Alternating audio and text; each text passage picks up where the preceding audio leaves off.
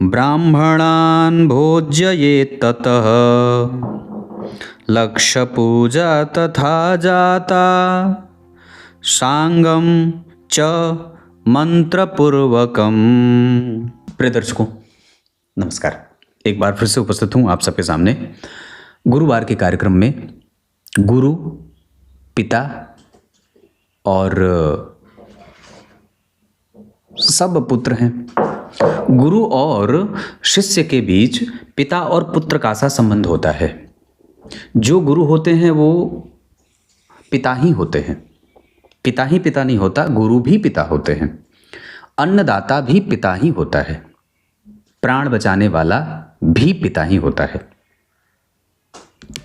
Clear है? आइए शुरू करते हैं आज का कार्यक्रम। आज गुरुवार है, इस वजह से लगभग मैं आपको पिता पुत्र के ऊपर एक कार्यक्रम से संबंधित एक सूत्र लेकर आया हूं, जो बड़ा ही महान सिद्धांत है। विवाह होगा तो संतति होगी, और संतति होगी तो उसके भविष्य की चिंता भी होगी। ऐसे ज्योतिष में जितने बहुत सारे सूत्र हैं जो आपकी मदद सिर्फ आपकी कुंडली में दे जाते हैं, पर जब तक आप उसे नहीं जानते तब तक आप अपने बच्चे के भविष्य और अपने भविष्य को लेकर के अधर में लटके रहते हैं। शुरू करते हैं आज का कार्यक्रम। लाइव होता हूं मैं शनिवार को रात्रि 8:15 पे। जय श्री कृष्ण अवश्य रूप से लिखें। मेरा दूसरा चैनल जिस पे मैं सिर्फ कुंडलियों का अध्ययन करता हूं, कुंडली विश्लेषण विद पंडित नकुल पाराशर है, आप उसे सर्च कर सकते हैं। आइए विषयवार तरीके से अगर मैं समझता हूं आपको समझाना, तो भगवान आचार्यों ने बड़ी अच्छी बात लिखी। क्या लिखा कि बहुत सिद्धांत छोटा है और बहुत गूढ़ है कि अगर किसी जातक का जन्म, जैसे मान लीजिए किसी एक व्यक्ति की कुंडली ले लेते हैं, या तो पिता की या तो पुत्र की, मान लीजिए, तो अगर पिता की कुंडली या किसी भी तरीके से आप अपनी कुंडली पे आजमाइए ये कि जन्म लग्न आपका जो बना है या जो आपकी राशि बनी है, मतलब चंद्रमा जिस राशि में बैठे हैं, जैसे एक नंबर का लग्न हो गया और 2 नंबर में चंद्रमा बैठ गए, तो शास्त्रकार क्या लिखते हैं कि लग्न कुंडली के लग्न में बन रही राशि या लग्न कुंडली के चंद्रमा जिस राशि में विराजमान हो,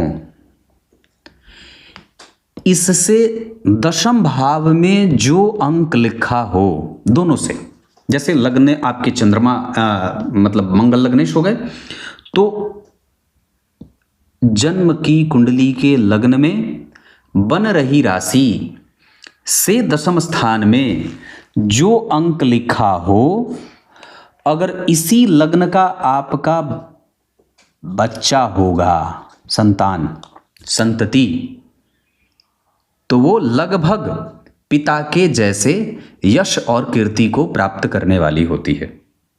यही सिद्धांत यहां भी चंद्रमा के ऊपर लागू होगा कि मान लीजिए ये बात लागू नहीं हुई, आपका जो बेटा हुआ उसकी कुंडली मकर लग्न की नहीं बनी या मकर राशि की नहीं बनी, पर जातक की कुंडली के चंद्रमा जिस राशि में बैठे हैं उस राशि से दशम स्थान में जो अंक लिखा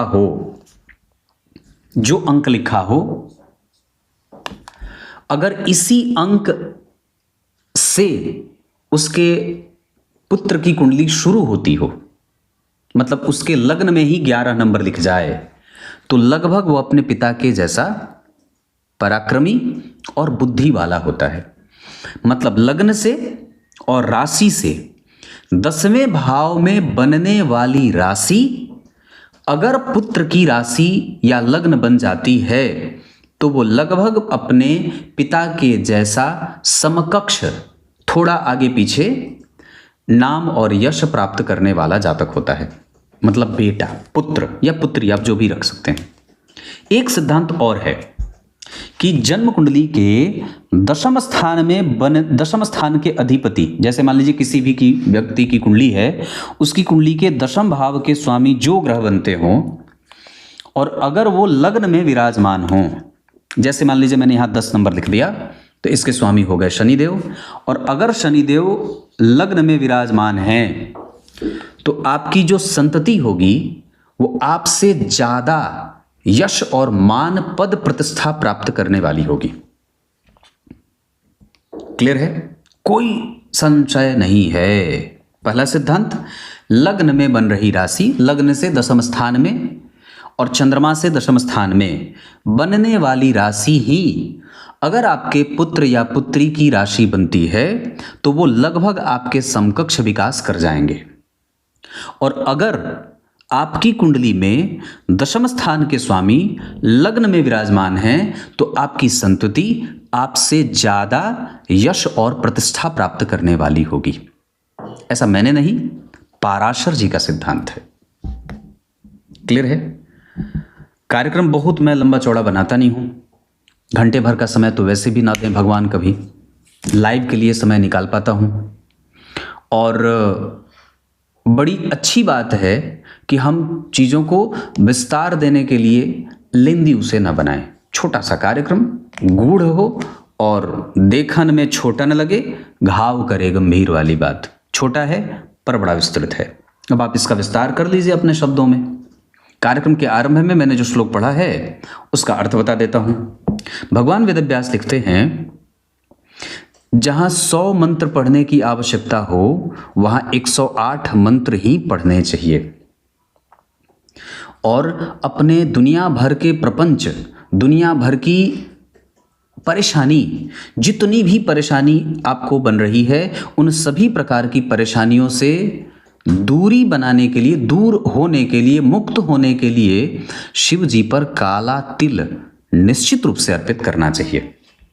ऐसा करने से बहुत सारे कष्टों का निवारण स्वतः होने लगता है। तब तक के लिए बहुत बहुत नमस्कार।